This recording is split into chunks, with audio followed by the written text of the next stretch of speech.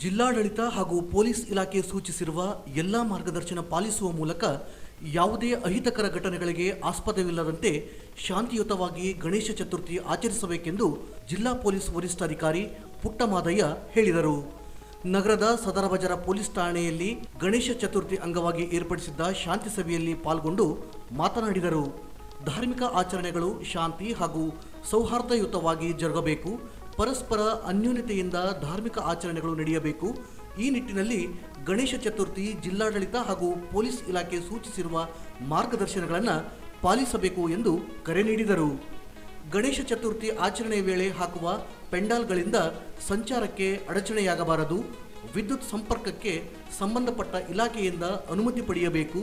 ಪರಿಸರ ಸ್ನೇಹಿ ಗಣೇಶ ಮೂರ್ತಿಗಳನ್ನು ಪೂಜಿಸಿ ವಿಸರ್ಜಿಸಬೇಕು ಎಂದರು. ಪೆಂಡಾಲ್ಗಳಲ್ಲಿ ನಿಗದಿತ ವರದಿ ಹೊರತುಪಡಿಸಿ ಧ್ವನಿವರ್ಧಕಗಳನ್ನು ಬಳಸಬಾರದು. ಹೆಚ್ಚು ಶಬ್ದದ ಮೂಲಕ ಶಬ್ದ ಮಾಲಿನ್ಯ ಉಂಟು ಮಾಡಬಾರದು.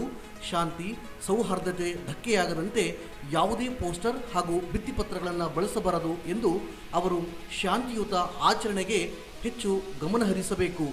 ಯಾವುದೇ ಘಟನೆಗಳು ಶಾಂತಿಗೆ ಭಂಗ ಉಂಟು ಮಾಡಿದರೆ ತಕ್ಷಣ ಪೊಲೀಸ್ ಇಲಾಖೆ ಗಮನಕ್ಕೆ ತರಬೇಕೆಂದರು.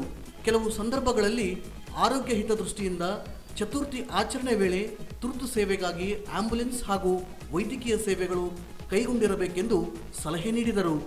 ಗಣೇಶ ಮೂರ್ತಿಗಳ ವಿಸರ್ಜನೆ ದಿನದಂದು ಈಗಾಗಲೇ ಇಲಾಖೆ ನಿಗದಿಪಡಿಸಿರುವ ಮಾರ್ಗದಲ್ಲೇ ಸಂಚರಿಸಬೇಕು. ಎಷ್ಟು ಎತ್ತರದ ಮೂರ್ತಿಗಳ ಬಳಕೆ ಹಾಗೂ ಅಲಂಕಾರ ಮಾಡಬಾರದು ಎಂದು ಅವರು ಎಲ್ಲ ಸಮಯದಲ್ಲಿ ಶಾಂತಿ ಸೌಹಾರ್ದತೆಗೆ ಹೆಚ್ಚು ಒತ್ತು ನೀಡಬೇಕೆಂದು ಕರೆ ನೀಡಿದರು.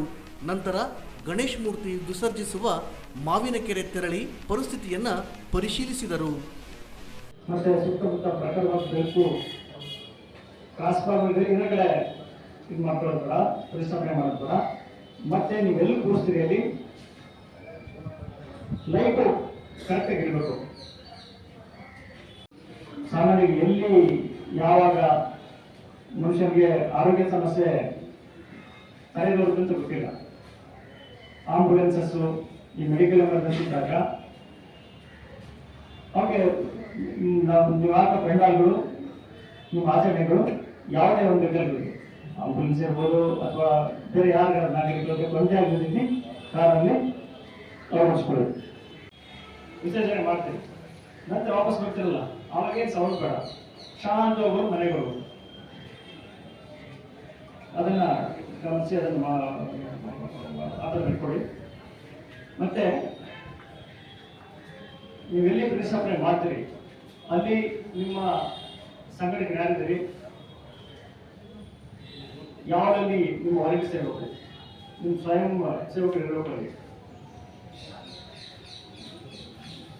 ಈ ಸಂದರ್ಭದಲ್ಲಿ ಹೆಚ್ಚುವರಿ ಅಧೀಕ್ಷಕ ಡಾಕ್ಟರ್ ಶಿವಕುಮಾರ್, ಜಿ ಹರೀಶ್, ಉಪವಿಭಾಗ ಅಧೀಕ್ಷಕ ಸತ್ಯನಾರಾಯಣ, ಸಿಪಿಐ ನಾಗರಾಜ್ ಮೇಕರ್, ಪಿಐ ಉಮೇಶ್ ಇನ್ ಕಾಂಬ್ಳೆ, ಪಿಎಸ್ಐಗಳಾದ ಮಂಜುನಾಥ್, ಚಂದ್ರಪ್ಪ, ಅನಿತಾ, ವೆಂಕಟೇಶ್, ತಹಸೀಲ್ದಾರ್ ಅನ್ವರ್, ನಗರಸಭೆ ಅಭಿಯಂತರ ಜೈಪಾಲ್ ರೆಡ್ಡಿ, ಅಗ್ನಿಶಾಮಕ ಸಿಪಿಐ ರವೀಂದ್ರ, ವಕ್ತ್ ಫರೀನ್ ಖಾನ್, ಮುಖಂಡರಾದ ಶ್ರೀನಿವಾಸ್ ಪತಂಗೆ, ಅಶೋಕ್ ಜೈನ್, ಅಂಬಾಜಿರಾವ್, ಕೆ ಕುಮಾರ್, ಜಸ್ವಂತ್ ರಾವ್, ಕಲ್ಯಾಣ್ಕರ್, ಅಶೋಕ್ ಶೆಟ್ಟಿ, ಮಹಾವೀರ್, ಖಾಜಾ ಅಸ್ಲಂ, ರಸೂಲ್ ಸಾಬ್, ಲಿಖಾಯತ್, ಮಾಸೂಮ್ ಖಾಲಾ ಗೌಸ್ ಇತರರು ಇದ್ದರು.